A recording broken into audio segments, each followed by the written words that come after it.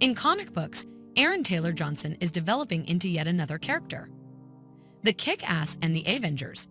An Age of Ultron alum plays Sergei Kravinoff in the first trailer for the Spider-Man spin-off KRAVEN the Hunter.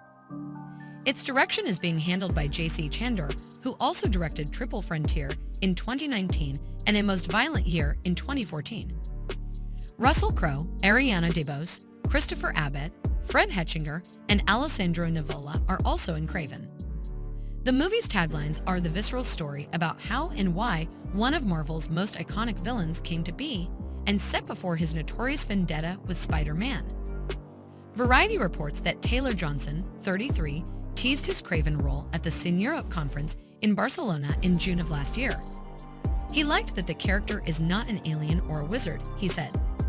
He's just a human who hunts with conviction, a supporter of the natural world and animal lovers. One of Marvel's most iconic, notorious anti-heroes, according to KRAVEN, Spider-Man's no. One, and he's a very, very cool character, he added. One rival. To stay up to date on the best of what POPLA has to offer, including interesting human interest stories and juicy celebrity news, sign up for the free daily newsletter.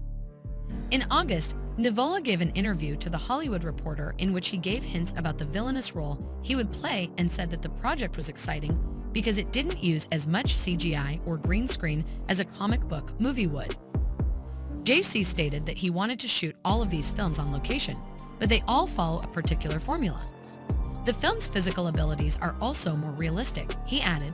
There is no flying or other activity. JC called it the most incredible Olympic athlete you've ever seen.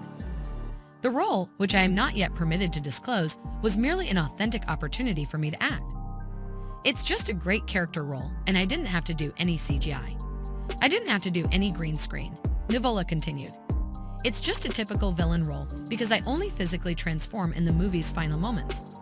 The movie has a time jump, so the character changes a lot from where he was at the beginning, and it had a personal history and psychology that were really interesting and difficult to draw from.